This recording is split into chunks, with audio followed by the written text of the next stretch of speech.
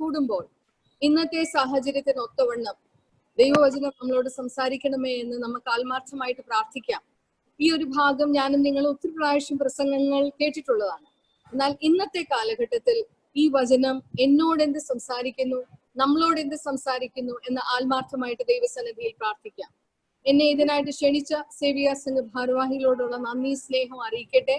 പ്രത്യേകിച്ച് അച്ഛന് നേരിൽ ഞാൻ കണ്ടിട്ടില്ല. എന്നാൽ വർഷങ്ങൾക്ക് മുൻപ് ഞങ്ങളുടെ മകൾ സ്നേഹ അച്ഛനും കൊച്ചുമയോടൊപ്പം നവജീവനിൽ ഒരു 2 മാസത്തെ പ്രോജക്റ്റിനു വേണ്ടി അവളുടെ അവധിക്കാലം നവജീവനിൽ സ്പെൻഡ് ചെയ്യാൻ വേണ്ടി ഒരു മിഷൻ ഫീൽഡിൽ സ്പെൻഡ് ചെയ്യണമെന്ന് ഞങ്ങളുടെ താല്പര്യവും അവിടെ താല്പര്യവും വെച്ച് അവൾ അവിടെ പോയി അച്ഛൻ്റെയും കൊച്ചുമയുടെയും കൂടെ ഒരുമിച്ച് താമസിച്ച നല്ല ദിവസങ്ങൾ ഞാൻ ഈ സമയത്ത് നന്ദിയോടെ ഓർക്കുന്നു. അതൊക്കെ അവളുടെ വിശ്വാസ രൂപീകരണത്തിൽ വളരെയധികം സഹായിച്ചു എന്ന് നന്ദിയോടെ ഓർക്കുന്നു. എന്നെ സംബന്ധിച്ച് ബോംബെ ഈസ് അംചി മുംബൈ. ബിക്കോസ് എൻ്റെ ഹസ്ബൻഡ് അച്ഛൻ is from Dadar parish. John George അച്ഛന് ദാദർ പള്ളിയിലെ മെമ്പറാണ്. എൻ്റെ മകളെ കെട്ടിച്ചേക്കുന്നത് ബോംബെയിലാണ്. അവള് ബോറിവില്ലി മാർത്തോമ പള്ളിയിലെ മെമ്പറാണ്. അവള് ബോംബെയിൽ ഗോയിൻകാസ് ഗ്രൂപ്പ് ഓഫ് സ്കൂൾസിൽ കൗൺസിലർ ആയിട്ട് അവിടെ പ്രവർത്തിക്കുന്നു. അപ്പോൾ Bombay has A strong connection with me, or I have a strong connection with Bombay, so I'm happy to be with you all today. ഇന്ന് നമുക്ക് ഒരുമിച്ചുള്ള ഈ അല്പസമയത്തെ ചിന്തയ്ക്കായിട്ട് മെയിൻ തീം കൊടുത്തേക്കുന്നത് സ്ത്രീകൾ രൂപാന്തരത്തിന്റെ മാർഗദർശികൾ, വിമൻ ആസ് ചേഞ്ച് മേക്കേഴ്സ്. അതിന് ആധാരമായിട്ട് നമ്മളൊരു ഭാഗം വായിച്ചുവല്ലോ. എന്നാൽ ആദ്യത്തെ ഒരു മൂന്നാമത്തെ വാക്യം, വീഞ്ഞു പോരാതെ വരികയാൽ യേശുവിന്റെ അമ്മ അവനോട് അവർക്ക് വീഞ്ഞില്ല എന്ന് പറഞ്ഞു. കണ്ണുകളെ അടയ്ക്കാൻ പ്രാർത്ഥിക്കാം. വാക്തത്വങ്ങൾ വിശ്വസ്തനായ ഞങ്ങളുടെ നല്ല ദൈവമേ, സ്വർഗസ്ഥ പിതാവേ, ഈ ദിവസത്തിന്റെ വൈകിയ സമയത്തിനായി ഞങ്ങൾ ഇതിനെ സ്തുതിക്കുന്നു, സ്തോത്രം ചെയ്യുന്നു. ഓരോ അനുഭവങ്ങളിലും ദൈവമേ നിന്റെ സന്നിധിയിൽ വരുമ്പോൾ നീ ഞങ്ങളോട് സംസാരിക്കുന്ന ഓർത്ത സ്തോത്രം. ദൈവമായ കർത്താവെ, ആത്മാർത്ഥമായിട്ട് നിന്റെ സന്നിധിയിൽ ഞങ്ങൾ ഇരിക്കുമ്പോൾ ദൈവമേ നീ ഞങ്ങൾക്ക് പകർന്നു തരുന്നതേ സ്തോത്രം ചെയ്യുന്നു. നിന്റെ കരങ്ങളിൽ ഞങ്ങളെ തന്നെ സമർപ്പിക്കുമ്പോൾ കർത്താവെ, ഞങ്ങളുടെ മനസ്സിന്റെ ആകുല ചിന്തകൾ, ഞങ്ങളുടെ മനസ്സിന്റെ ഭാരങ്ങൾ ഇതെല്ലാം നിന്റെ സന്നിധിയിൽ തരുന്നു പിതാവേ. സകലവും അറിയുന്ന ദൈവം, ഞങ്ങളെ പരിപാലിക്കുന്ന ഓർത്ത സ്തോത്രം.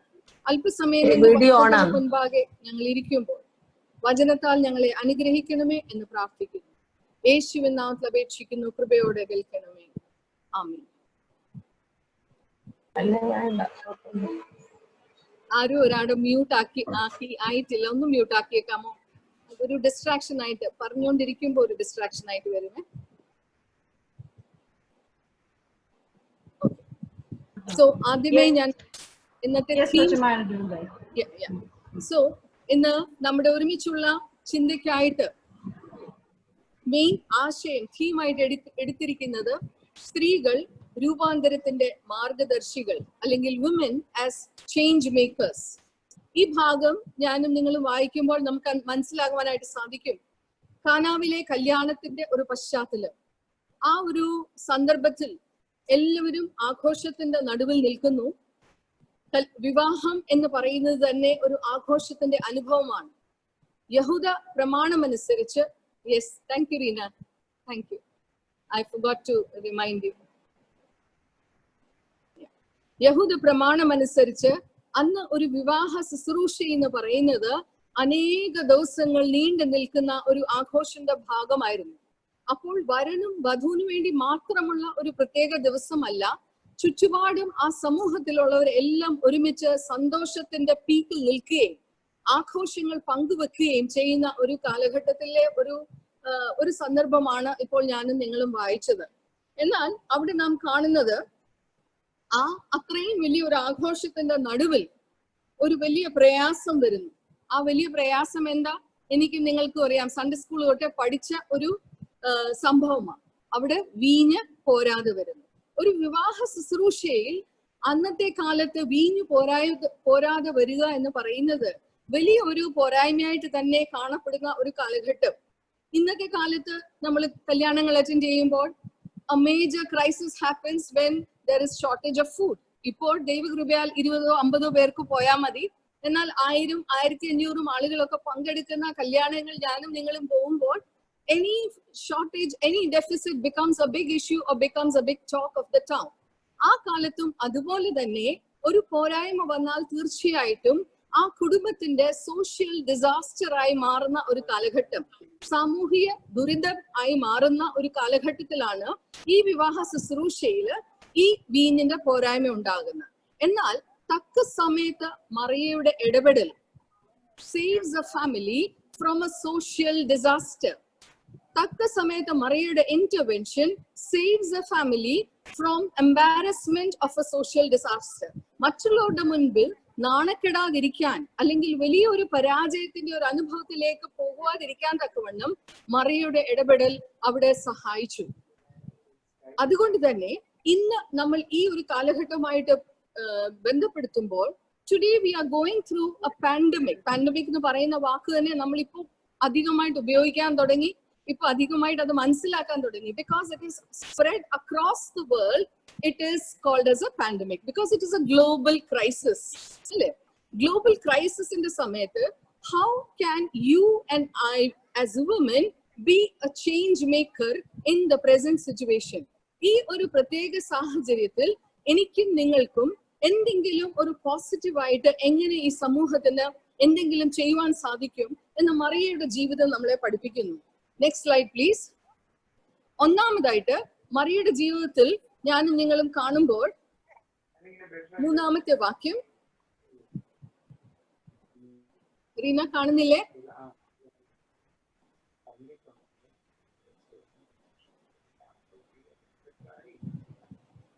Pachima, is it fine? No, I can't see the screen. I can't see the shared presentation. Okay, one second, Pachima.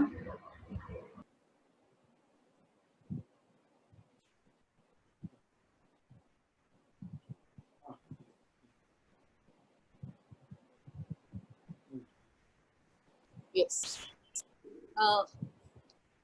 Yes. Pachima, കാണാമോ ഇപ്പം? ഇപ്പം കാണാം. Thank you. ഒന്നാമത് ഇവിടെ ഞാൻ ആദ്യം 3-ാമത്തെ വാക്യം വായിച്ചു. വീഞ്ഞ് പോരാതെ വരികയാൽ യേശുവിന്റെ അമ്മ അവനോട് അവർക്ക് വീഞ്ഞ് ഇല്ല എന്ന് പറഞ്ഞു. അപ്പോൾ നമ്മൾ 1-2 വാക്യത്തിൽ നമ്മൾ കാണുന്നത് തന്നെ, ആരും വന്ന് മറിയോട് പറഞ്ഞില്ല ഞങ്ങൾക്ക് ഇങ്ങനെ ഒരു പോരായ്മ സംഭവിച്ചു, ഞങ്ങളുടെ കുടുംബത്തിൽ ഇങ്ങനെ ഒരു പ്രതിസന്ധി ഉണ്ട് എന്നുള്ളത് ആരും തന്നെ മറിയോട് പറയുന്ന ഒരു ചരിത്രം അവിടെ രേഖപ്പെടുത്തിയിട്ടില്ല.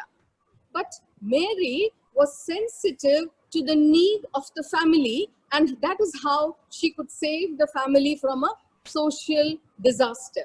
So Mary here intervenes, recognizing the need in the family.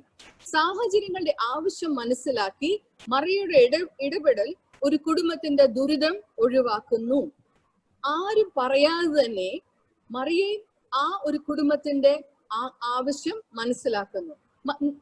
ആ ഒരു പശ്ചാത്തലം നമ്മളൊന്ന് ചിന്തിച്ചു നോക്കുമ്പോൾ മറിയെ മറ്റുള്ള ആളുകളെ പോലെ ഒരു വിവാഹത്തിൽ പങ്കുകൊള്ളുവാനായിട്ട് പോയ ആളാ അല്ലെ? മറിയ ബാക്കിയുള്ളവരുടെ കൂടെ സന്തോഷിച്ച് ആനന്ദിച്ച് ചിരിച്ച് ഞാനും നിങ്ങളും കല്യാണങ്ങൾക്കൊക്കെ പോകുമ്പോൾ ആഭരണങ്ങളും സാരിയും ഒക്കെ എല്ലാം ഡിസ്കസ് ചെയ്ത് ഒരു പക്ഷെ അന്നത്തെ കാലത്തിനൊത്തവണ്ണമുള്ള സംസാരങ്ങളിൽ ഏർപ്പെട്ട മറിയ ഇരിക്കുന്ന സമയത്ത് എവിടെയോ മറിയയ്ക്ക് മനസ്സിലായി ഞാൻ ഇപ്പോൾ ഇരിക്കുന്ന ഈ സാഹചര്യത്തിൽ ഇന്ന ഒരു ബുദ്ധിമുട്ടുണ്ടെന്ന്. She sense the need around, and that is what saved the family from a social disaster. ഞാനും നിങ്ങളും ഒക്കെ ഒത്തിരി വിവാഹങ്ങൾ അറ്റൻഡ് ചെയ്തിട്ടുണ്ട്. പലപ്പോഴും എനിക്കും നിങ്ങൾക്കും കാണാൻ പറ്റുന്നത് ഒരു പക്ഷെങ്കിൽ പുരുഷന്മാർക്ക് കാണാൻ പറ്റത്തില്ല അല്ലെ? ഒരു വിവാഹത്തിന് പോയിച്ചു വന്നാൽ നമ്മുടെ ഭർത്താക്കന്മാരോട് ചോദിക്കും, what was the color of the sari that the bride was wearing? അല്ലെ? He'll say, oh, I didn't see that. But if we ask a woman, what will be her reply? Not only the color of the bride sari, but everyone who stood behind her also would have been noticed by women. So women have the extra capacity of sensing and seeing things around. That is how God has created us. ദൈവം നമ്മളെ സൃഷ്ടിച്ചിരിക്കുന്നത് കാര്യങ്ങളെ കുറച്ചുകൂടെ മനസ്സിലാക്കുവാൻ ഉള്ള ഒരു പ്രാപ്തി സ്ത്രീകൾക്ക് തന്നിട്ടുള്ളതിന് യാതൊരു സംശയമില്ല. എന്നാൽ ആ പ്രാപ്തി ഞാനും നിങ്ങളും എപ്രകാരം ഉപയോഗിക്കുന്നു എന്നുള്ളതാണ് സമൂഹത്തിന് നന്മയ്ക്കായിട്ട് തീരുന്നത്. Can you visualize or imagine if Mary had understood the need of the family and walked out quietly and gossiping about this deficit to 10 different people? അല്ലേ? ഈ ഒരു കുടുംബത്തിൽ ഞാൻ ഒരു കല്യാണത്തിന് പോയി, ആ കല്യാണത്തിന് ഇന്ന ഒരു പോരായ്മ ഉണ്ടായിരുന്നു, ആർക്കും മീന് കിട്ടിയില്ല എന്നും പറഞ്ഞ മറിയ ആ ഒരു പ്രദേശത്ത് മറിയയുടെ പ്രതികരണം നടന്നിരുന്നെങ്കിൽ മറിയ അനുഗ്രഹമാവത്തില്ലായിരുന്നു, ആ കുടുംബത്തിനും പ്രയാസം ഉണ്ടായിരുന്നു. So what is the lesson that we learn from Mary here? She understood the need of the situation without anybody telling. So she was able to sense the need of the people around us. ഈ ഒരു കാലഘട്ടത്തിൽ ഈ വചനം സംസാരിക്കുമ്പോൾ what does the word of God speak to us today? ഇന്ന് ഞാനും നിങ്ങളും ഒക്കെ ലോക്ക്ഡൌൺ അനുഭവത്തിലാണ്. പലരും ഒക്കെ ഏകാന്തതയിൽ കഴിയുന്നു, പലരും പലവിധമായ പ്രയാസങ്ങളിലൊക്കെ കഴിയുന്ന അനുഭവങ്ങൾ. എന്നാൽ അവിടെയൊക്കെ ഒരു സ്ത്രീ അല്ലെങ്കിൽ സേവികാ സംഘത്തിന്റെ ഒരു അംഗം എന്ന നിലയിൽ, അല്ലെങ്കിൽ പ്രാർത്ഥിക്കുന്ന ഒരു വനിത എന്ന നിലയിൽ എനിക്ക് എന്റെ ചുറ്റുമുള്ളവരുടെ ആവശ്യം, ഭാരം മനസ്സിലാക്കുവാനായിട്ട് സാധിക്കുന്നുണ്ടോ? എങ്കിൽ മാത്രമേ ഈ ഒരു സാഹചര്യത്തിൽ എനിക്ക് എന്തെങ്കിലും ഒരു നന്മയായി മാറുവാനായിട്ട് സാധിക്കുകയുള്ളൂ. Next slide please. So this example of Mary teaches or motivates us to be sensitive to the needs of the people around us. പലപ്പോഴും പല സംഭവങ്ങളും ദുരിതങ്ങളും നമ്മുടെ ചുറ്റും കാണുമ്പോൾ നമ്മൾ എന്നാ പറഞ്ഞ, അയ്യോ ഞങ്ങളത് എന്നാ, ഇപ്പം ഫീഡ്ബാക്ക് ഇല്ലാത്തതുകൊണ്ട് ഞാൻ തന്നെ പറയാം, അയ്യോ ഞങ്ങൾ അത് അറിഞ്ഞില്ലായിരുന്നു. ആരായിരിക്കും പറയുന്നത്? കൂട്ടായ്മയിൽ ഒരുമിച്ചിരുന്ന് പ്രാർത്ഥിക്കുന്ന രണ്ട് സഹോദരിമാരായിരിക്കും പറയുന്നത്, ഞങ്ങൾ ഇത് അറിഞ്ഞില്ലായിരുന്നു. വേറെ എന്തെങ്കിലും ഒരു ഫാമിലിയിൽ ഒരു ദുരിതം നടക്കുമ്പോൾ പലപ്പോഴും നമ്മൾ പറയും, we did not know anything about it. It is mostly because we have become insensitive to the needs of the people around us. ഞാൻ ഇവിടെ കാണിച്ചേക്കുന്ന ഒരു ക്ലിപ്പിംഗ്, ഒരു ന്യൂസ് കട്ടിങ് മുംബൈയിലെ ഒരു ഫ്ലാറ്റിൽ നടന്ന ഒരു സംഭവമാണ്. എനിക്ക് തോന്നുന്നു കഴിഞ്ഞ വർഷം ന്യൂസ് പേപ്പറിൽ വന്നതാ. Why no one came to know Mumbai woman's body was rotting inside her flat till son returned from US. ഇത് കഴിഞ്ഞ വർഷമാണോ അതിന് മുമ്പത്തെ വർഷത്തിലെ ഒരു ന്യൂസ് പേപ്പർ കട്ടിങ്. ഒരു ഫ്ലാറ്റില് ഒരു അമ്മ മരിച്ചു കിടന്നിട്ട് കുറെ നാളായി, അവരുടെ ശവശരീരം പോലും ദ്രവിച്ചു പോയി, എന്നിട്ട് പോലും അയൽപ്പക്കാരും ആരും തന്നെ അറിഞ്ഞില്ല. When it was recognized only when the son came from US, because nobody was picking up the phone, whatever. But that shows the insensitiveness of a neighborhood. Probably അവരും ഒരു ക്ലോസ്ഡ് ആയിട്ടുള്ള ജീവിതം നയിച്ചുകൊണ്ടായിരിക്കാം മറ്റുള്ളവർക്ക് മനസ്സിലാക്കുവാനായിട്ട് സാധിക്കാതെ പോയത്. എന്നാൽ എന്നെ കേൾക്കുന്ന പ്രിയമുള്ളവരെ, can we be alert enough, especially at this time, to understand നമ്മുടെ ചുറ്റുമുള്ള ആളുകളുടെ ആവശ്യം മനസ്സിലാക്കുവാൻ? അത് ഒരു പക്ഷെങ്കിൽ നമ്മുടെ കൂട്ടായ്മയിലുള്ള ആളുകളായിരിക്കാം, നമ്മുടെ അയൽവക്കത്തുള്ള ആളുകളായിരിക്കാം, എന്തിന് നമ്മുടെ ഭവനത്തിലുള്ള ആളായിരിക്കാം. പലപ്പോഴും ഞാൻ എന്റെ കൗൺസിലിംഗ് സെഷനിലൊക്കെ കാണുന്ന അനുഭവങ്ങൾ, ചിലപ്പോൾ ഒരു ഹസ്ബൻഡ് ആയിരിക്കാം ഒരു ഡിപ്രഷനിൽ കൂടെ കടന്നു പോകുന്നത്, ഒരു വൈഫ് ആയിരിക്കാം ഡിപ്രഷനിൽ കൂടെ കടന്നു പോകുന്നത്. അവരോടൊക്കെ സംസാരിക്കുമ്പോൾ, അല്ലെങ്കിൽ ഒരു ടീനേജർ ആയിരിക്കാം ഡിപ്രഷനിൽ കൂടെ കടന്നു പോകുന്നത്. അവരോടൊക്കെ സംസാരിച്ചു കഴിഞ്ഞിട്ട് ഫാമിലിക്കാരോട് സംസാരിക്കുമ്പം അവർ പറയും, we never knew this was going on in this persons mind. അതേ ഒരു ബാക്ക്ഗ്രൗണ്ട് വെച്ച് I want to share an experience of a doctor family. സ്ഥലവും നാടും ഒന്നും പറയുന്നില്ല, because that breaks the confidentiality. ഒരു ഡോക്ടർ ഫാമിലിയിൽ 2 ആൺപിള്ളേരുണ്ട്. ഒരു പരീക്ഷ, 10ാം ക്ലാസ്സിന്റെ പരീക്ഷയുടെ തൊട്ട് മുൻപ് സ്റ്റഡി ലീവിന്റെ സമയത്ത് ഈ ഹസ്ബൻഡ് വൈഫ് ഡ്യൂട്ടി കഴിഞ്ഞ് വീട്ടിൽ വന്നു. വീട്ടിൽ വന്നപ്പോൾ മുകളിലത്തെ റൂമിൽ മകൻ പഠിക്കുകയായിരിക്കും എന്ന് വിചാരിച്ചു. ഉച്ച സമയമായിട്ടും കഴിക്കാൻ വരാഞ്ഞപ്പം ഈ ഡോക്ടർ അമ്മ തന്റെ ഇളയ മകനോട് പറഞ്ഞു, ചേട്ടനെ പോയി വിളിച്ചുകൊണ്ട് കഴിക്കാൻ, call him to have lunch എന്ന് പറഞ്ഞു. ഇളയ മോനെ മേളിലോട്ട് വിട്ടു. മേളി വിട്ടപ്പോൾ he saw that the room was ഇങ്ങനെ അടച്ചിട്ടേക്കുന്നു, പക്ഷെ കുറ്റിയിട്ടിട്ടില്ല. അപ്പം വിളിച്ചിട്ടെങ്ങും ചേട്ടൻ മറുപടി പറയാഞ്ഞോണ്ട് അദ്ദേഹം ഇങ്ങനെ കഥക് ഇങ്ങനെ തുറന്നപ്പോൾ he saw his older brother hanging on the ceiling. അതൊരു ക്രിസ്തീയ മാർത്തോമാക്കാരൻ ഫാമിലി നടന്ന ഒരു സംഭവമാണ്. So that son passed away because of suicide. അത് കഴിഞ്ഞ് parents were shocked. സംസ്കാര ശുശ്രൂഷയെല്ലാം കഴിഞ്ഞതിന് ശേഷം ഈ കുട്ടിയുടെ കൂട്ടുകാരോടും എല്ലാവരോടും ചോദിച്ചിട്ട് nobody knew what was going on in the mind of this child. The parents did not know what was going on in the mind of the child. Avasanam, this mother was talking to me while she was going through depression, feeling guilty of not able to understand her son. What led him to do this? What I'm trying to say is, പലപ്പോഴും ഞാനും നിങ്ങളും ഈ സമൂഹത്തിൽ ജീവിക്കുമ്പോൾ, ഒരു കുടുംബത്തിലായിരിക്കുമ്പോൾ, ദൈവം എനിക്ക് ആ ഒരു എക്സ്ട്രാ, ഒരു സ്ത്രീ എന്ന നിലയിൽ, ഒരു ഭാര്യ എന്ന നിലയിൽ, ഒരു അമ്മ എന്ന നിലയിൽ ഇത് ഗ്രഹിക്കാനുള്ള ഒരു കഴിവ് നമുക്ക് തന്നിട്ടുണ്ട്. പക്ഷെ ആ കഴിവ് നമ്മൾ ശരിയായിട്ട് ഉപയോഗിച്ചില്ലെങ്കിൽ തീർച്ചയായിട്ടും ഇതുപോലെയുള്ള ദുരിതങ്ങൾ ഞാനും നിങ്ങളും നേരിടേണ്ടി വരുന്നു എന്നുള്ളതിന് യാതൊരു സംശയമില്ല. നിങ്ങളും ഞാനും സമ്മതിക്കും, ഈ ഒരു കഴിഞ്ഞ മാസത്തിൽ ഡിപ്രഷൻ, ആങ്സൈറ്റി, സൂസൈഡ് ഇതൊക്കെ ഒത്തിരി കൂടിയിട്ടുണ്ട്. എന്തുകൊണ്ടാ കൂടിയേ? ആർക്കും തുറന്ന് സംസാരിക്കാനോ പങ്കുവെക്കുവാനോ ആളുകൾ ഇല്ലാതെ പോയതിന്റെ ഒരു കുറവ്. പ്രിയമുള്ളവരെ, എന്നെ കേൾക്കുന്ന സഹോദരിമാരെ, എന്റെ ചുറ്റിനും എന്റെ കൂട്ടായ്മയിലും ആർക്കാണ് ആവശ്യം എന്ന് തിരിച്ചറിയുവാനുള്ള ഒരു സെൻസിറ്റിവിറ്റി, ആ വേർഡ് അണ്ടർലൈൻ ചെയ്യട്ടെ, ഒരു സെൻസിറ്റിവിറ്റി എനിക്കും നിങ്ങൾക്കും ഉണ്ടെങ്കിൽ തീർച്ചയായിട്ടും that makes a blessing to others. Mother ടെരേസയെ കുറിച്ചൊക്കെ നമ്മൾ ഒത്തിരി അനുഭവങ്ങൾ കേട്ടിട്ടുണ്ട്. While she was staying in a convent in Yugoslavia, ഒരു ദിവസം സന്ധ്യ പ്രാർത്ഥന കഴിഞ്ഞ് ടെറസിലോട്ട് പോയി. കുറച്ചു നേരം ഫ്രഷ് എയർ കൊള്ളാം എന്ന് വിചാരിച്ച് ടെറസിൽ പോയി. ടെറസിൽ പോയപ്പോൾ തൊട്ടടുത്തിലെ വീട്ടില് അവിടെ ആകെ ഒരു ഇരുട്ട്, ലൈറ്റ് ഇട്ടിട്ടില്ല, സന്ധ്യയായിട്ടും ലൈറ്റ് ഇട്ടില്ല. അപ്പം ഈ സിസ്റ്റർ വിചാരിച്ചു അവിടെ ആരും താമസമില്ലായിരിക്കും, അല്ലെങ്കിൽ ഇന്ന് അവിടെ ആരും ഇല്ലായിരിക്കും. അന്നത്തെ ദിവസം അങ്ങനെ ഞാൻ കടന്നു. അടുത്ത 2 ദിവസം കൂടെ നോക്കിയപ്പോഴും പകലൊക്കെ ആ വീട്ടിൽ അനക്കം കാണാം, സന്ധ്യയാവുമ്പോ ആകെ ഒരു ഇരുട്ട്. 3-ാമത്തെ ദിവസം സിസ്റ്റർ കോൺവെന്റിൽ നിന്ന് ഇറങ്ങി ഈ ഭവനത്തിൽ പോയി. ചെന്നപ്പം അവിടെ പ്രായം ചെന്ന ഒരു അപ്പച്ചൻ ഒരു കസേരയിൽ ഇരിക്കുന്നു. സന്ധ്യക്ക് ചാരി കസേരയിൽ ഇരുന്നുകൊണ്ട് കണ്ണും അടച്ചിരുന്നപ്പോൾ സിസ്റ്റർ ചോദിച്ചു, sir, why don't you switch on the light in the evening? അപ്പൊ ആ മനുഷ്യൻ പറഞ്ഞു, how does that make A difference? My life is anyway in darkness because my wife passed away so long back. My children are all in different parts of the world. ആരെയും പ്രതീക്ഷിക്കാനില്ല, ആരും ഈ വീട്ടിലോട്ടൊന്നും വന്ന് കയറാനില്ല. അപ്പൊ ഇരുട്ടായാലും വെളിച്ചമായാലും എനിക്ക് വലിയ വ്യത്യാസവുമില്ല. So I just choose to be here like this. ആ സിസ്റ്ററുടെ മനസ്സിലായി, ആ വൃദ്ധനായ മനുഷ്യൻ ഒരു നിരാശയുടെ അനുഭവത്തിൽ കൂടെ കടന്നു പോകുന്ന ഒരു മനുഷ്യനെ കണ്ടപ്പോൾ ഈ സിസ്റ്റർ തീരുമാനിച്ചു, എല്ലാ ദിവസവും വൈകിട്ട് വന്ന് തന്റെ പ്രാർത്ഥന സമയത്തിന് മുൻപ് വന്ന് ഈ വീടിന്റെ ലൈറ്റ് ഓൺ ചെയ്ത് അല്പസമയം ഈ മനുഷ്യനോട് സംസാരിച്ച് some positivity to keep the light on in the midst of darkness. പ്രിയമുള്ളവരെ, ഇപ്പോഴത്തെ ഈ പാൻഡമിക് മറ്റു പല കാര്യങ്ങൾ കൊണ്ട് നമ്മുടെ ചുറ്റിലും പലരും അന്ധകാരത്തിൽ കഴിയുന്ന ഒരു അനുഭവം. ആ അന്ധകാരത്തിൽ അവർക്കൊരു വെളിച്ചമായി തീരുവാൻ, അവരുടെ ആവശ്യങ്ങൾ മനസ്സിലാക്കുവാൻ, പല ദുരിതങ്ങൾ ഒഴിവാക്കുവാൻ എനിക്കും നിങ്ങൾക്കും സാധിക്കുമെങ്കിൽ തീർച്ചയായിട്ടും നമ്മുടെ ഉത്തരവാദിത്വം നിർവഹിച്ചു എന്ന് പറയുവാനായിട്ട് സാധിക്കും. രണ്ടാമതായിട്ട്, next slide please.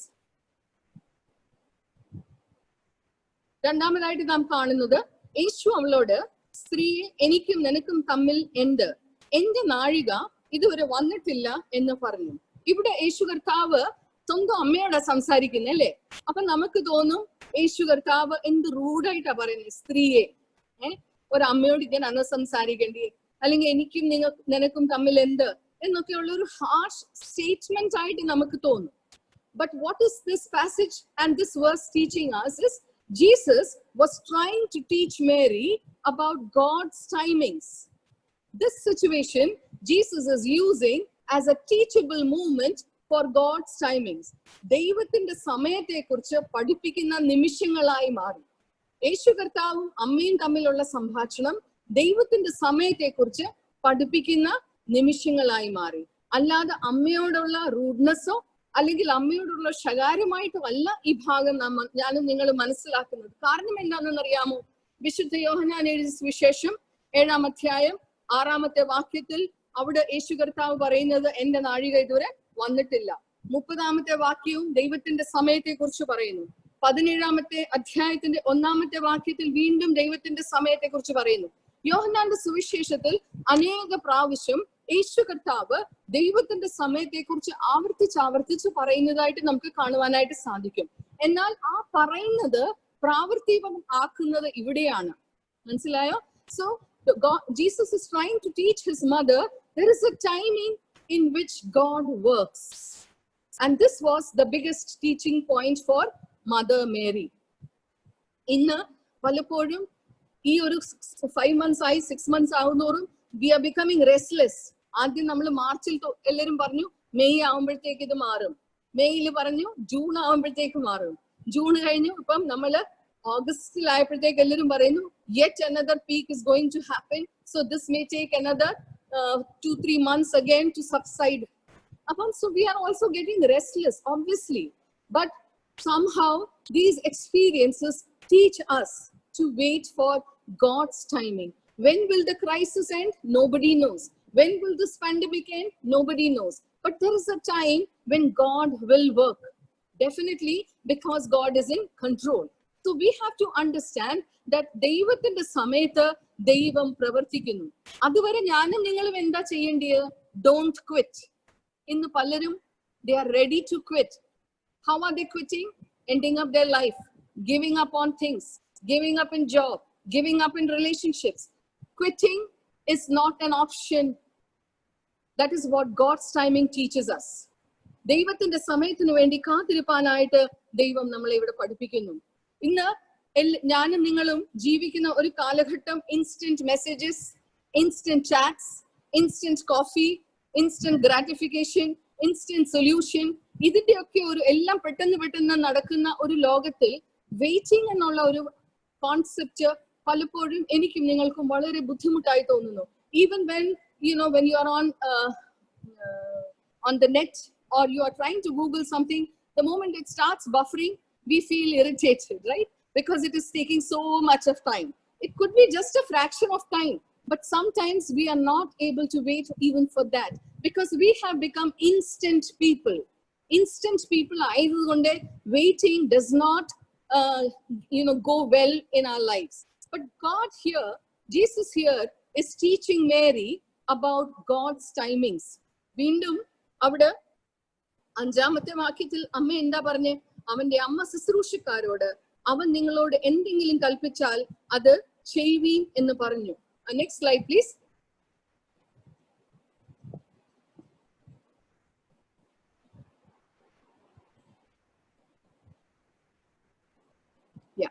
So, do we have the patience to wait for God's timings? അതൊരു ചോദ്യമാണ്, നമ്മളോട് തന്നെ ചോദിക്കുക.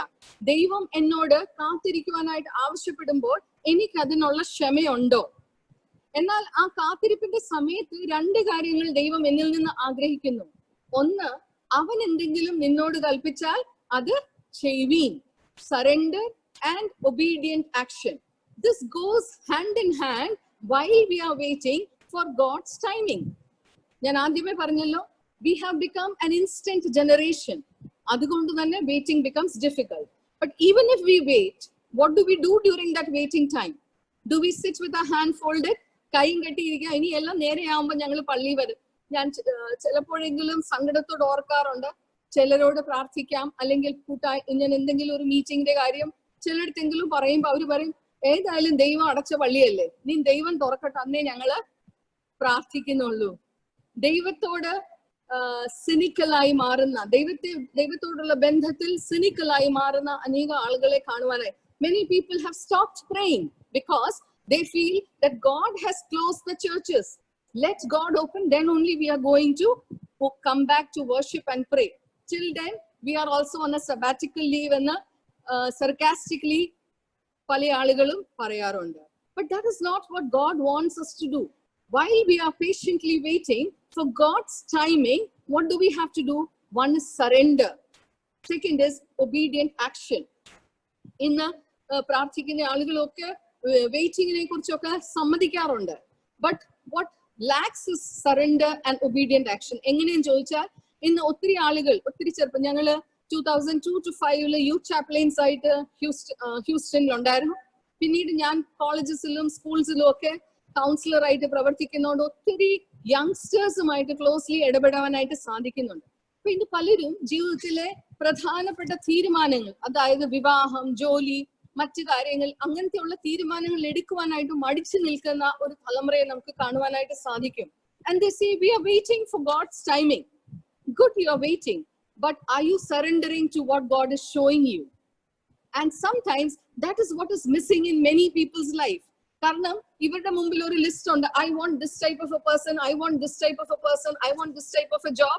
ഈ ഒരു ലിസ്റ്റും വെച്ച് മുന്നിൽ ഇരിക്കുമ്പോൾ they are very adamant in not wanting to take a decision.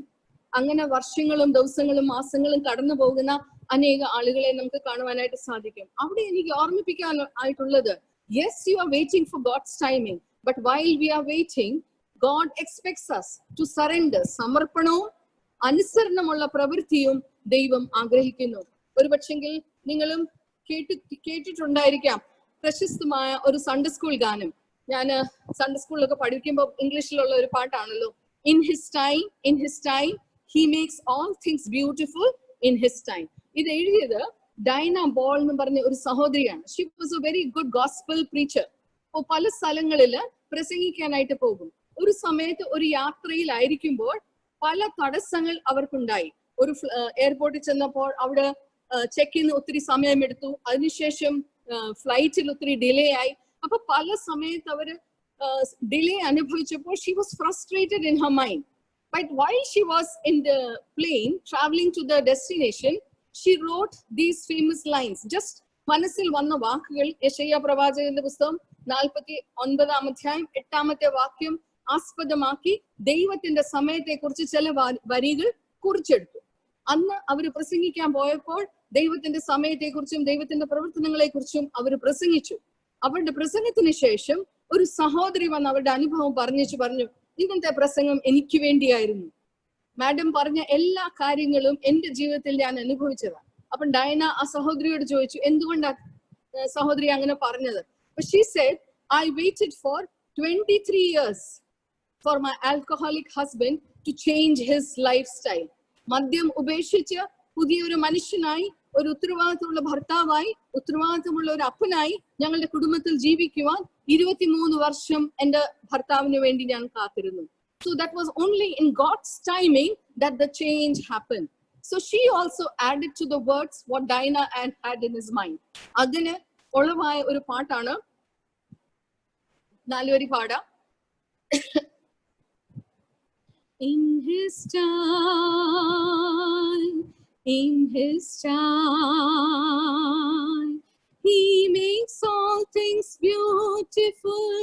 In his time, Lord, please show me every day as you're teaching me your way, that you do just what you say in your time.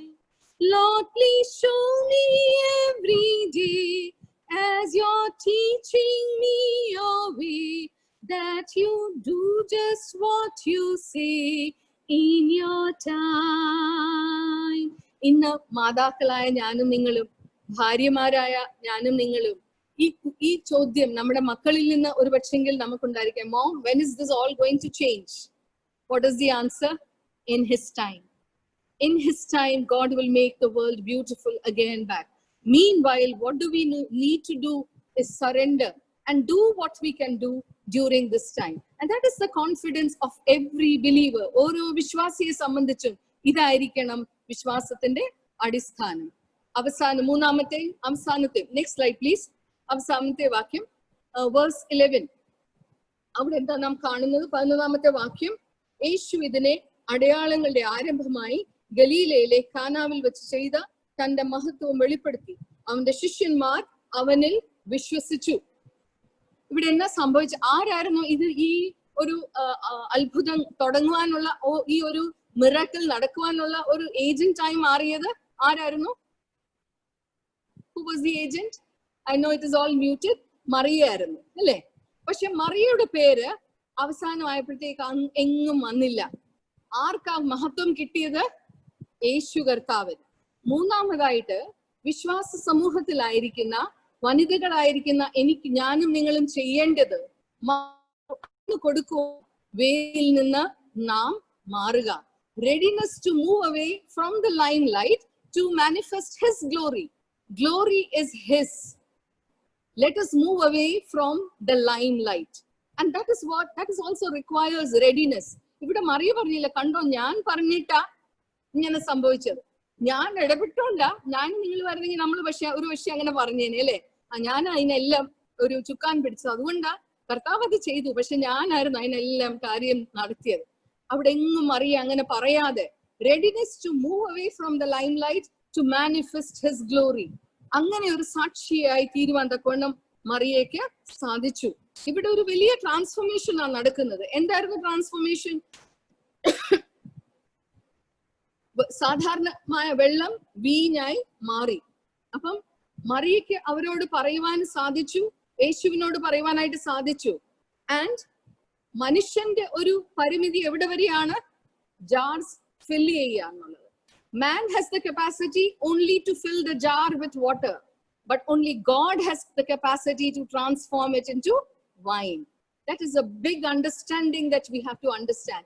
ഇന്നത്തെ generation, പ്രത്യേകിച്ച് ഞാൻ ഉൾപ്പെടെ, പല കാര്യങ്ങളും നമ്മുടെ കയ്യിൽ ഒതുങ്ങുന്നു എന്ന് ചിന്തിക്കുന്ന ഒരു ലോകത്തിൽ ഞാനും നിങ്ങളും ജീവിക്കുമ്പോൾ, ഞാനും നിങ്ങളും തന്നെ നമ്മുടെ ജീവിതത്തിന്റെ ദൈവങ്ങളായി മാറി. എല്ലാം എന്റെ പക്കലുണ്ട്, എല്ലാം എനിക്ക് ചെയ്യാം എന്നുള്ള കോൺഫിഡൻസ് നല്ലതാണ്.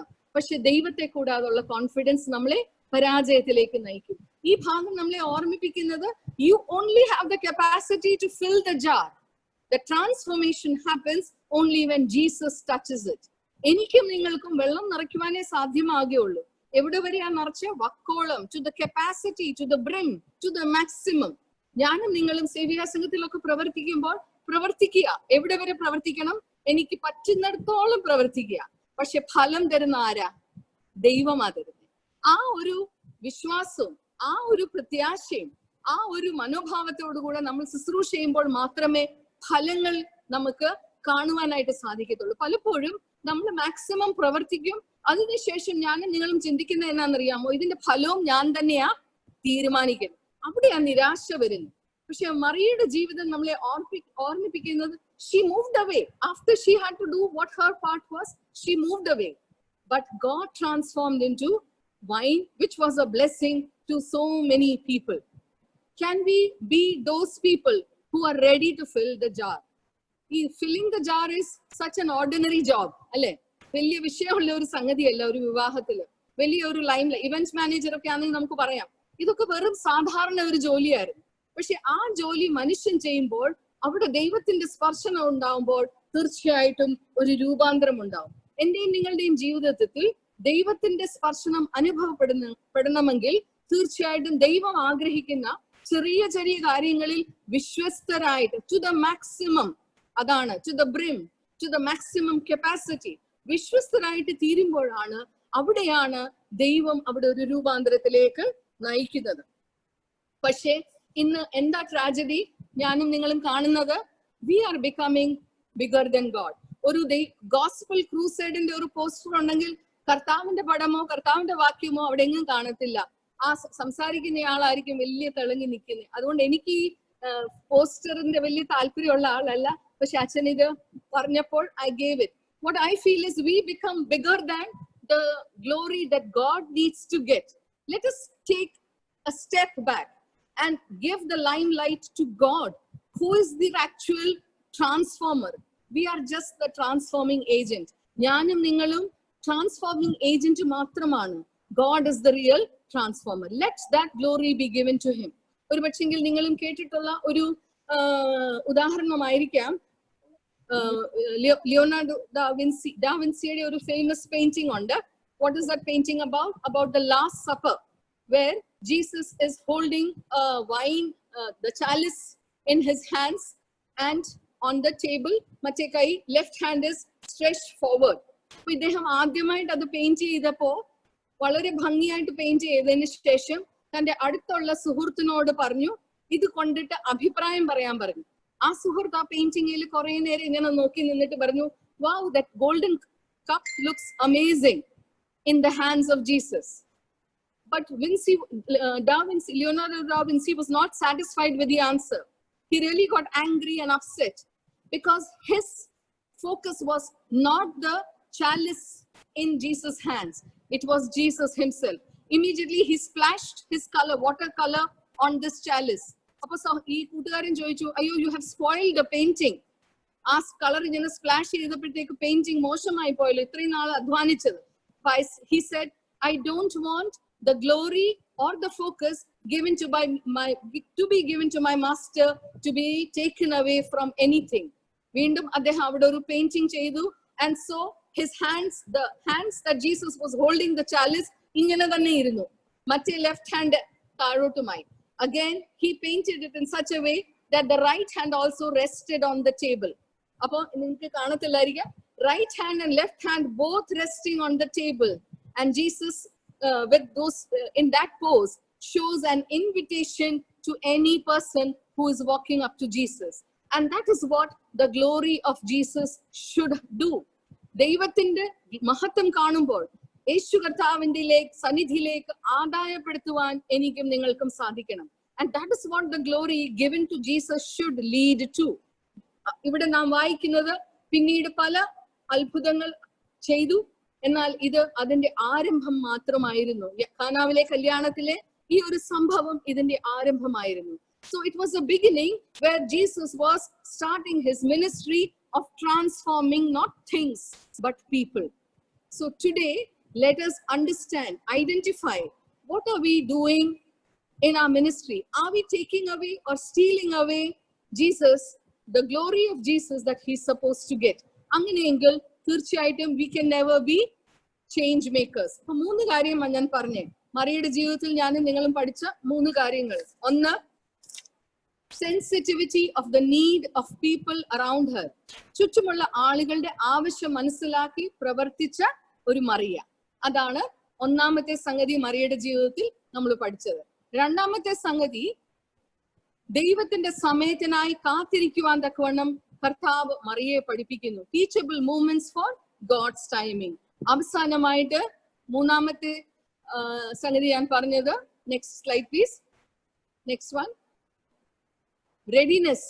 അവന് കൊടുക്കുവാൻ, അവന് മഹത്വം അവന് കൊടുക്കുവാൻ വേദിയിൽ നിന്ന് മാറിപ്പോകുവാൻ തക്കവണ്ണം മറിയ താഴ്മ ഉള്ളവളായിരുന്നു. ആ ഒരു 3 ക്യാരക്ടേഴ്സ് നമ്മുടെ ജീവിതത്തിൽ പ്രാവർത്തികമാക്കുവാനായിട്ട് സാധിക്കുമെങ്കിൽ തീർച്ചയായിട്ടും we can be women of change.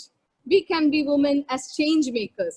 അങ്ങനെയുള്ള, ലാസ്റ്റ് സ്ലൈഡ് പ്ലീസ്, അങ്ങനെയുള്ള സ്ത്രീകളായി തീരുവാൻ തക്കവണ്ണം സേവികാ സംഘം അതുമൂലം നമ്മുടെ സഭ, നമ്മുടെ കൂട്ടായ്മ, നമ്മുടെ ഭവനങ്ങൾ അനുഗ്രഹിക്കപ്പെടുവാനായിട്ട് ഇടയാകണം. നിങ്ങൾക്ക് ഈ പടം രണ്ടും കാണുമ്പോൾ അറിയാം, these were the women who were really change makers.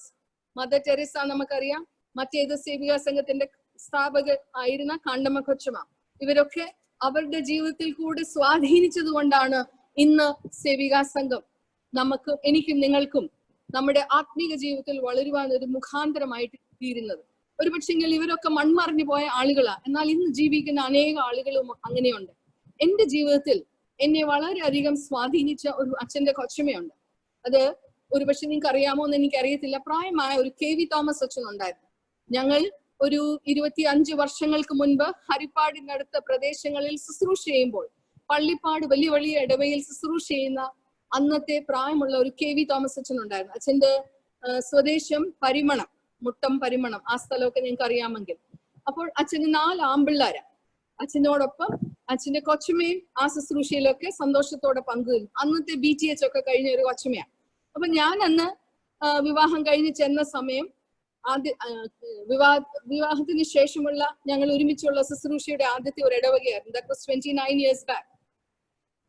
ആ സമയത്ത് കൊച്ചമ്മ എന്നെ എപ്പം കാണുമ്പോഴും സന്തോഷത്തോടെ, ഒരു മകളെ കാണുന്ന പോലുള്ള സ്നേഹത്തോടെ ചേർത്ത് പിടിച്ചിട്ട് എപ്പോഴും പറയും, കൊച്ചമ്മേ, നമ്മുടെയൊക്കെ ശുശ്രൂഷയുടെ goal, it should be to connect people to Jesus so that they can receive him as their savior and lord.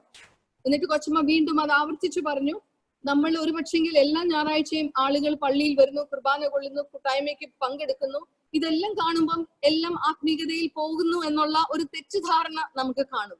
പക്ഷെ കർത്താവുമായിട്ടുള്ള വ്യക്തിപരമായ ബന്ധത്തിലേക്ക് ആളുകളെ നയിക്കുക എന്നുള്ളതാണ് ഒരു കൊച്ചമ്മ എന്ന നിലയിൽ നമ്മളെ ഏൽപ്പിച്ചിരിക്കുന്ന ശുശ്രൂഷ. അപ്പൊ അത് അന്ന് ചെറുപ്പപ്രായത്തിൽ ഞാനും അത് മനസ്സിലാക്കാൻ ശ്രമിച്ചു. വീണ്ടും ഞങ്ങൾ അവിടുത്തെ ഒരു ശുശ്രൂഷയുടെ കാലഘട്ടം കഴിഞ്ഞപ്പോൾ അവിടുന്ന് മാറിപ്പോയി.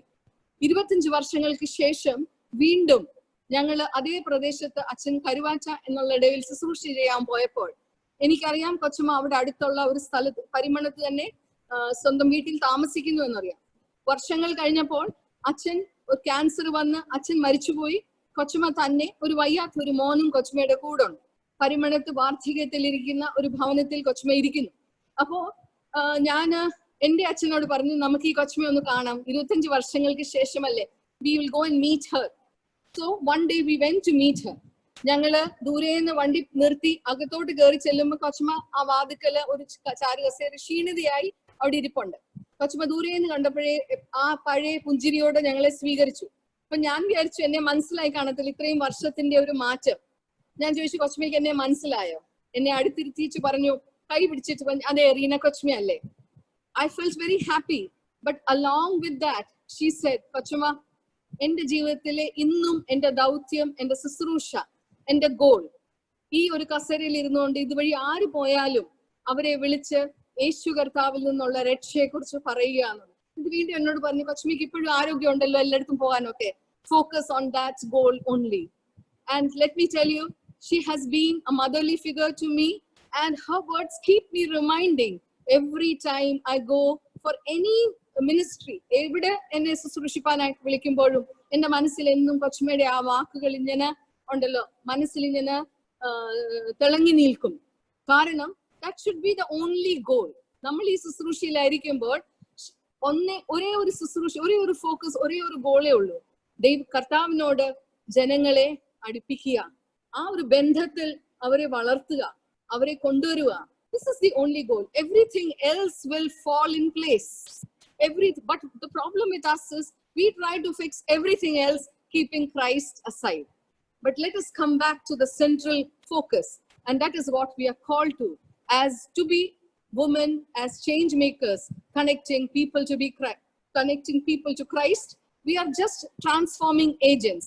The transformer is the Christ. ആ കർത്താവിന്റെ സന്നിധിയിലേക്ക് നമ്മളെയും നമ്മുടെ കൂടെയുള്ളവരെയും നമ്മുടെ തലമുറയും നയിപ്പാൻ തക്കവണ്ണം ദൈവം ഇടയാക്കട്ടെ എന്ന് ആത്മാർത്ഥമായിട്ട് പ്രാർത്ഥിച്ചു ആശംസിച്ചുകൊണ്ട് എന്റെ വാക്കുകളെ ചുരുക്കട്ടെ. Thank you, Kochama, for a very wonderful, enlightened talk through the life of Mary on the topic of women as change makers. May God bless you more in His ministry. Kochama, next, നമ്മളോട് പ്രീന കൊച്ചമ്മ join ചെയ്തിട്ടുണ്ട്. കൊച്ചമ്മയ്ക്ക് ഒരു 2-3 minutes കൂടെ ഉള്ളൂ. So I will give over to her if she has to share something. Preena കൊച്ചമ്മ, over to you.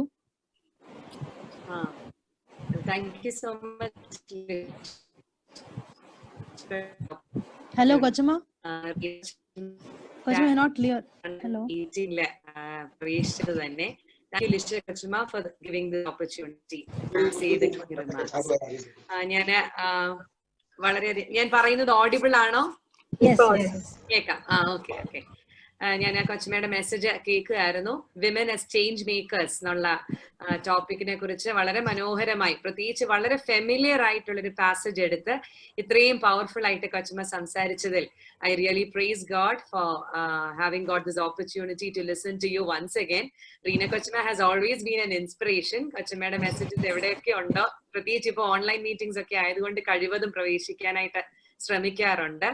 കൊച്ചമ്മ പറഞ്ഞ 3 കാര്യങ്ങളും എനിക്ക് തോന്നുന്നു മിനിസ്ട്രിയിലുള്ള ഒരാളെ സംബന്ധിച്ചും അല്ലാത്തൊരാൾക്കും, പ്രത്യേകിച്ച് ഒരു woman, the sensitivity, God's timing. Because ഒരു കുടുംബത്തിൽ ഒരു അമ്മയായിരിക്കുമ്പോൾ തീർച്ചയായിട്ടും നമുക്ക് വേണ്ടുന്ന ക്വാളിറ്റീസ് ആണ് കൊച്ചമ്മ പറഞ്ഞതൊക്കെ. To be sensitive to the needs of others in the family, also outside the family, നമ്മുടെ ഫെലോഷിപ്പ് മീറ്റിംഗ്സിലൊക്കെ. രണ്ടാമത് ദൈവത്തിന്റെ ടൈമിങ്ങിനെ കുറിച്ച് കൊച്ചമ്മ പറഞ്ഞത്, പ്രത്യേകിച്ച് ഈ ഒരു പാൻഡമിക് സീസണിൽ, that is something we all must be very mindful of. ദൈവത്തിന്റെ സമയത്തെ കുറിച്ച്, അത് മാത്രമേ നമുക്കിപ്പോ ഹോപ്പ് തരുന്ന ഒരു കാര്യമുള്ളൂ. ആൻഡ് മൂന്നാമതായിട്ട് ഗിവിംഗ് ഗോഡ് ഗ്ലോറി. ആ ഒരു നമ്മൾ ആ ലൈം ലൈറ്റിൽ നിന്ന് മൂവ് ചെയ്ത് ദൈവത്തിന് ഗ്ലോറി കൊടുക്കാനായിട്ട് സാധിക്കുക എന്നുള്ളത്. Thank you so much Reena Kochama for the wonderful words, and also Lisha Kochama for giving me an opportunity to speak. Thank you.